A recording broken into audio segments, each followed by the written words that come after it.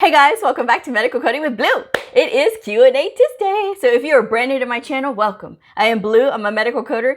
I've been a medical coder for over 10 years. I really love sharing the things that I know with all of you. So I hope you'll take a second, hit that subscribe button, hit that like button, and at the end of this video helps you, I hope that you will share it. So let's get started. All right. What is Q&A Tuesday? Q&A Tuesday is a show where I take all of the questions from video comments, from messages from Instagram, from direct messages on Instagram, and I put it into one episode, and here we go. Okay. So these first 7 questions come from one viewer. They had a lot of questions. They're interested in taking the associates for medical coding. But they have questions, and they say, I will be taking the courses at an accredited community college in the fall. The first question they start out with is, I already have a bachelor's degree, not in the health field. So should I take the certifications, the coding and cancer, or should I take the associates and just take the certifications later if I want to? When it comes to having your degrees, going through the degree programs, either the RHIA or the RHIT, sometimes with some employers, they will require you to have a certification as well, like the CCS, okay? They want you to have that in addition to your degree program, RHIA or RHIT. It just depends where you are applying. With the RHIA, because the RHIA is basically the captain of the ship, they have a different function. Yes, they work in health information management. Yes, they do get some training on coding, but it's not specified more towards that. It's not really geared towards that. The RHIA is geared more towards the management side of the house, okay? They're the ones that are looking at the data reports. They're the ones that are running the budgets. They're the ones that's doing all of the big decisions, okay? They are captain of the ship, okay? The RHIT is the associate's degree. Now that's the one that they are more hands-on with the coders. They are essentially like a deputy to the RHIA, okay? And they're the ones that's going to be like the supervisors. They're going to be the auditors. They're the ones that's going to be boots on the ground. They're the ones that's going to be out there in the field, okay? Actually doing a lot more of the coding, okay? With some supervisory roles as well. So it really all depends on what you want to do.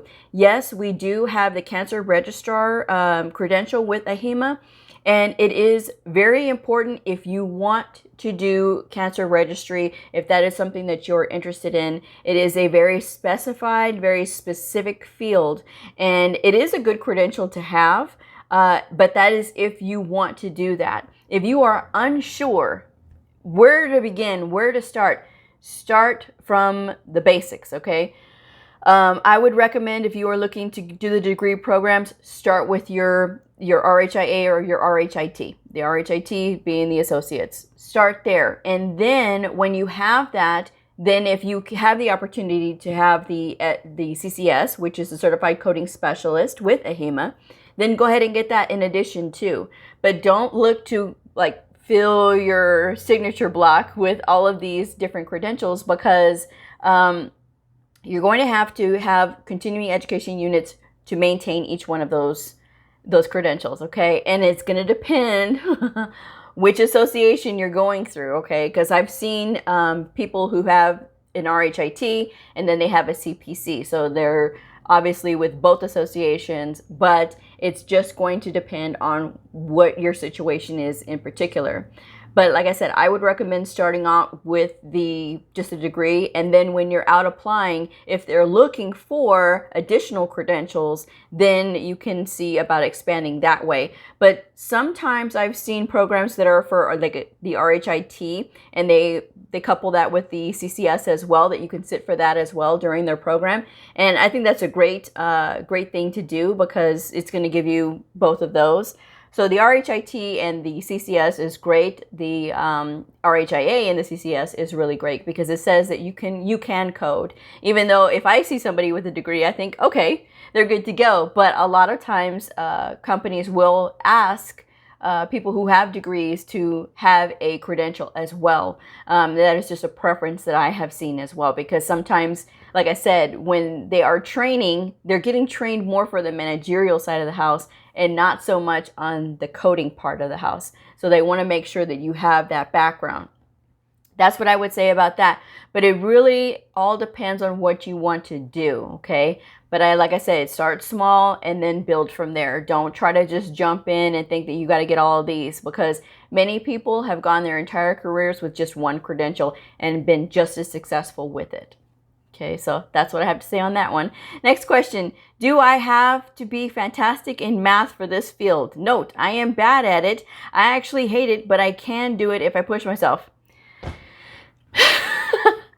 I'm going to get a t-shirt made that says medical coders do not have to do math.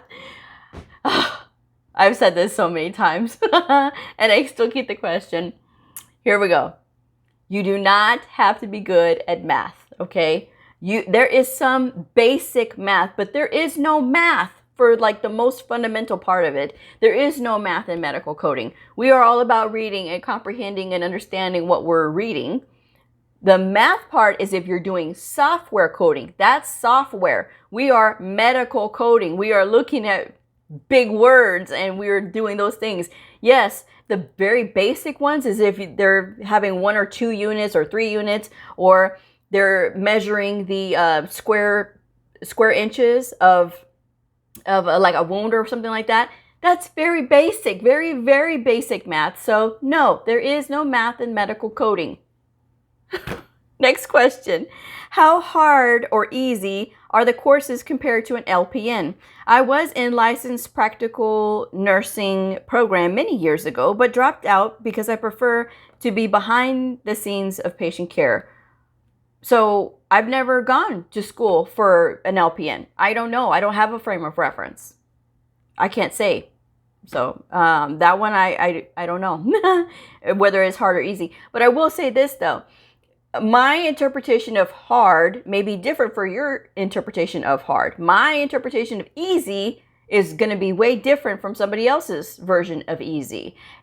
I started with no experience, none at all whatsoever. I wanted to be an attorney when I was a kid. So I just had my head in with the law. You know what I mean? Like that was my whole thing. I had no background with medical whatsoever. But I am a reader, I am a studier, so that's what helped me to get through those times. I learned that way. So basically, I learned from nothing to what I know now. As far as like how you perceive something to be easy or perceive it to be hard, I really don't like that question, because everybody's going to look at it differently. If you want to do it, then go for it. If not, you can't overthink when it comes to these types of programs or whatever you want to do. Is it hard? It's work. It is work. I don't believe anything when it comes to learning is hard. I think that it takes work, and I think sometimes people want that magic pill that will make them learn it all and absorb it all. It's going to take some effort, guys. That's the main thing. That's what I got to tell you, is it's going to take some effort. Is it worth it? Heck yes. But then you're asking somebody that is extremely biased, because I really love what I do. I love my career. But this love did not happen overnight. This was a growth over time. So it really is entirely up to you. My own personal advice to you guys is this. Don't look at something like, is this hard compared to this? Is this hard compared to this? However you want to look at it is however you want to look at it. If you want to learn it, you'll learn it. But if you want to look at something that's easy, you want to do something easy, this isn't it. Okay. Next question. I am an introvert. How will this career fit a quieter personality like me? So, as I mentioned before, it takes all kinds of personalities to be a medical coder. There are people who are introvert, there are people who are extrovert, and then there are people that are right down the middle. I think that it is good even for an introvert, because introverts have the ability to be able to speak when they need to speak. And it doesn't necessarily mean that they're, very conversational with everybody. But I think when you do have a career that you love and you know that you need to expand on something or you need to talk to a provider or whatever, I believe introverts can do it, okay? I have tendencies that are introverted, so I know. Even though I know I seem very extrovert, believe me, I am very quiet. I am a very shy person most of the time anyway, when I'm in a new situation, okay? But I think that sometimes people will say, well, I'm an introvert because they're very shy and they feel nervous about meeting new people, or they just don't like to be around a lot of people. This is a very intellectual field. So the people that you're going to be around are very intellectual, okay? And believe me, there's a lot of introverts in this field. So while some providers may do very well with somebody that's very extrovert and very gregarious, there are other ones that prefer somebody that is quiet and perhaps just very studious and to the point, and so on and so forth. So it just depends on, you know, what you want to do. I know introverted people in this field that are very successful, so they can do it. I think anybody that is introverted can do it, okay? Same thing with extroverts. I like to talk to people. I like to visit and socialize. There's room for that too. There's room for all kinds, okay? But the bottom line is you just have to be willing to do your work and do the research when it calls for it and talk to your providers as needed, okay? So next question.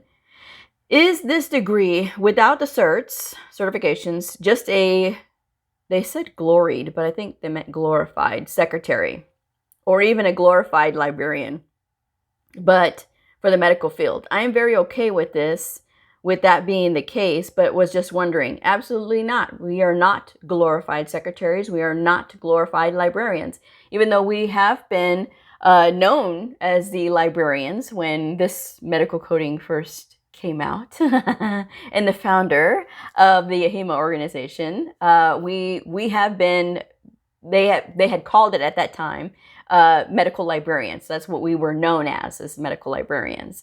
But no, we are absolutely not secretaries. This has nothing to do with the fact that we are trying to run errands or do things for providers. This is looking at their documentation, being a team player with them, and looking at everything that happened and putting it into codes for statistical purposes and for the insurance companies. So we are directly related to bringing that revenue in. If a good coder is doing their job, then the provider is being paid appropriately. If a coder is not paying attention or does not care or just wants to collect a check and go home, that is doing a disservice not only to the patient, first and foremost, okay, but the provider as well, and then the facility, because everybody is losing. Everybody loses money. Either the patient has to pay out more money for something that didn't even happen because the coder just sort of rushed through it and didn't want to look at the documentation, or just wants to do an easy thing and not really look at what they're doing. And so there's a difference there. So absolutely not. We are not secretaries and we are not librarians. We are the keepers of the data information, yes, but never would be a secretary. Okay, that's not what this is. Okay, next question. What other fields can I use a degree like health information management? That you'd have to do research on. I mean, for what I know, it's, you know, you are looking at being in the executive suite if you're RHIA. You're looking to be a head of a department. You're looking to, with that degree, to maybe run a small practice, a small office, a doctor's office or something like that. Those are what those degrees are for, okay? Anything else, you can speak to the, probably the career guidance counselor at the college to find out what additional things that I'm not thinking of. You can also work for the insurance companies. So that's something else to consider as well. Next question. Realistically, how is a job market for a degree like this with the certs and without? So if you want to know what the the job market is, you can look through the Bureau of Statistics in your area, and they'll be able to tell you. But medical coding is booming. I mean, it is a growing field, and it's going to continue to grow. And all the projections that I've seen for medical coders, it's growing. Okay, there's no slowdown in it, because think about it. Like right now, look at what's going on in the world. Right? And we have to be able to share this data, share this information. And who do you think is responsible for making sure that that data is correct, or that that data is appropriately being collected? Hello, the coders. So this is a very important field. What we do, it impacts a lot of people. And I think that when you have a career like this, it is very important to know all of the aspects of what it is, you know, and understand that, yes, we do have a very important function. All right, next question. What would you advise about the CPB? The CPB is a credential with the American Academy of Professional Coders, AAPC. That is a certified professional biller. I am going to say this. Certified professional biller. You do not have to be certified to be a medical biller. I've done the job listing reviews for medical coding, and I've done ones for billing. And not once does it say that you need to be certified as a biller to be a biller. You do not have to be certified to be a medical biller. The only thing I can say about the CPB is if you have your own business, you're doing your own billing, right? You have your own billing company, then yeah, I think that would be good to have, because that's going to instill some kind of confidence when you go and you're trying to win clients and things like that, or you're trying to apply for contracts or whatever the case may be. I don't know what billers do. I'm not a biller. But if you have that CPB behind your name, okay, well, we know that they have gone through a program for billing. Do I know about the CPB with AAPC? No, because I've never been through it. I'm not with AAPC. I don't know anything about it. But I will say that in a regular position, like at a billing company, if you were to walk in off the street with your high school diploma or a GED, then that's pretty much all you need. There's no experience required most of the time. There is sometimes, okay, so it just depends on where you're applying, but sometimes people will actually train you, but you do not need a certification to be a medical biller. That is my whole thing. That is what I've said in the past, and I will keep saying it. Okay. So, and if you don't believe me, check the job listings for medical billers and see what if anything that they ask for. Now, next question. Is enrolling and then certifying as a coder going to prepare me at all to code and bill for providers of like behavioral health? Or am I going to have to go through all of that to certify and then learn what I really need to know from somebody else? So when it comes to wanting to do specialty coding, when you are trained to be a medical coder, whether you're going through a trade school or you're going through directly through the online programs through AHIMA or AAPC, they teach you the broad strokes of everything, of every specialty, just so you can get an idea, because the rules are the same. All right, the basic fundamental coding rules are the same, and you can find it in the rules on coding. You can find in the ICD-10 book. Now, when it comes to the specialty coding, yes, there are certain things about certain specialties like behavioral health that you're going to have to know that are specific to that. But learning the whole thing about coding is going to help you with that. Okay. Doing your research is going to help you to learn the basics about a particular specialty. For me, when I do research about ortho and I go to orthoinfo.org, okay, I go there and I look at all the specific things about their diagnoses and things like that. I read articles when it comes to orthopedic coding. I do all of those things so that I can be sharper with my knowledge about specifically ortho, because I really do like ortho. If you want to know specifically about behavioral health, there's plenty of websites out there. I would recommend going to the mayoclinic.org, the National Institutes of Health.org, and a lot of those websites are going to give you more information about specifically the diagnosis and the pathology and the disease process and all of these things, so that you can better understand what you're reading when you are coding it.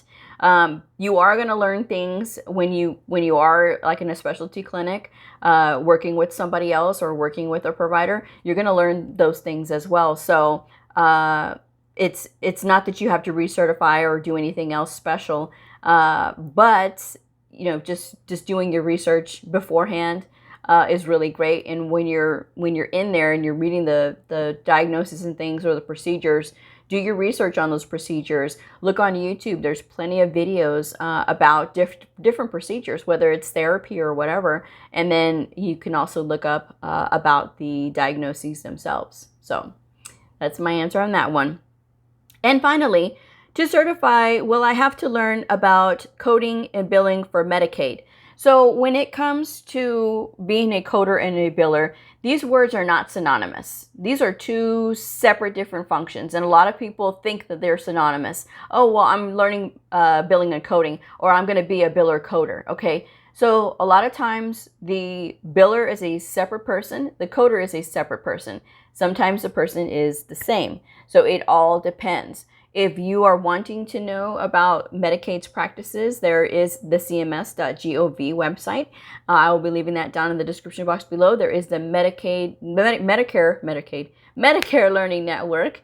It is a free resource. You can check it out. There's plenty of information on the CMS website if you are looking to get into knowing the ins and outs about Medicaid. And CMS, of course, the Centers for Medicare and Medicaid Services. So go there if you're really interested in that. But just because you are a coder doesn't necessarily mean that you have to bill. And there's a difference there. The billers are the ones that are processing that paperwork. They're the ones that are working with the insurance company. And then they send that information either back to the coder if it needs to be reviewed again, or they're sending it to the insurance company for payment. So you don't necessarily have to know about the insurance companies. Does it help? Yes. But it's not going to be like that all the time.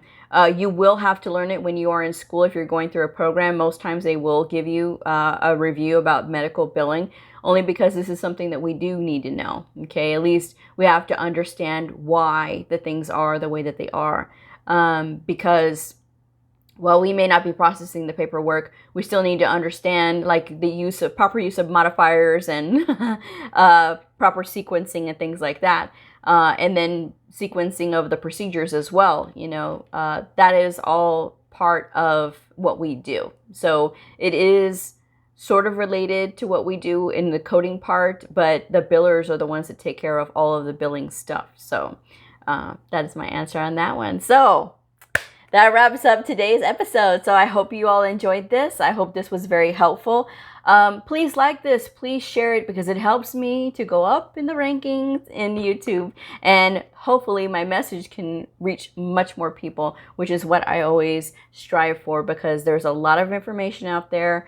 And sometimes people have different agendas for putting out certain information, and I try to be as neutral as I possibly can, and that's why I hope that you guys will share my videos, and it would really help me out. So I'm going to wrap this one up. If you are a medical coder, a medical coding student, somebody curious about the fascinating world of medical coding, a provider or a nurse, I invite you to like and subscribe and follow me on my journey in medical coding. I will see y'all next time. Bye!